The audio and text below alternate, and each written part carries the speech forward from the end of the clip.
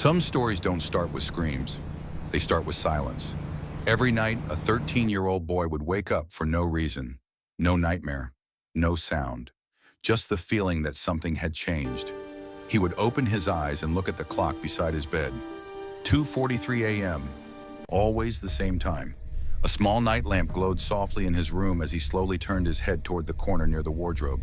His mother was standing there, still, silent. Her arms hung loosely at her sides, her head tilted slightly, as if she were studying him. He whispered, "Mom?"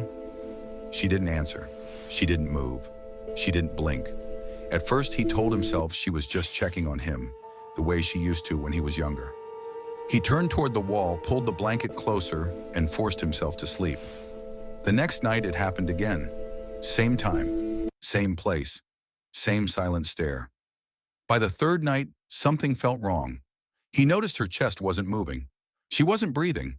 The air felt heavy. He pulled the blanket over his face and stayed awake, listening to the silence until morning came. At breakfast, he finally asked her, "Mom, why do you stand in my room every night?" Her spoon slipped from her hand. "I don't," she said quietly. Her face went pale. That night, the boy pretended to sleep. At exactly 2:43 a.m., the room felt colder. When he opened his eyes slightly, she was closer, standing at the foot of his bed. Her smile stretched wider than it should. He shut his eyes and didn't open them again until morning. The next day, his mother looked exhausted. She asked him softly, "Do you come into my room at night?" He said no. Her voice trembled. "Because every night at 2:43, I wake up, and I see you standing beside my bed, watching me." That night, neither of them slept in their rooms. They sat together in the living room. Every light in the house was on. They waited. The clock ticked. 2:42 a.m. Neither of them breathed. The clock clicked. 2:43 a.m. Every light in the house went out. Darkness swallowed the room. Then the hallway light flickered back on. Something was standing at the end of it. Slow footsteps echoed. Step, step, step. They stopped outside the living room door. A shadow stretched beneath it. The shadow bent, like it was smiling. Then they heard the mother's voice from the hallway. Soft, sweet.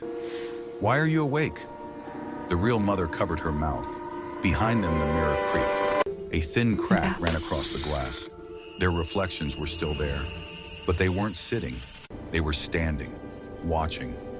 The reflection of the boy tilted its head. "I learned by watching you sleep," it whispered.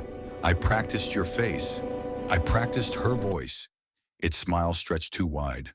The door slowly opened. The thing stepped into the room. It looked exactly like the mother. Behind them, the reflection moved closer inside the mirror. A voice filled the room. "Only one of you has to stay awake forever." The light snapped back on. The hallway was empty. The mirror was whole. Morning sunlight filled the room. They were alone on the couch, but something had changed. Now every night at 2:43 a.m., one of them wakes up standing. They don't know who moves first, and they never ask. Because one night, one of them didn't wake up at all. Some things don't break into your home. They learn it. They watch. They practice. And when they're ready, they replace. Good night.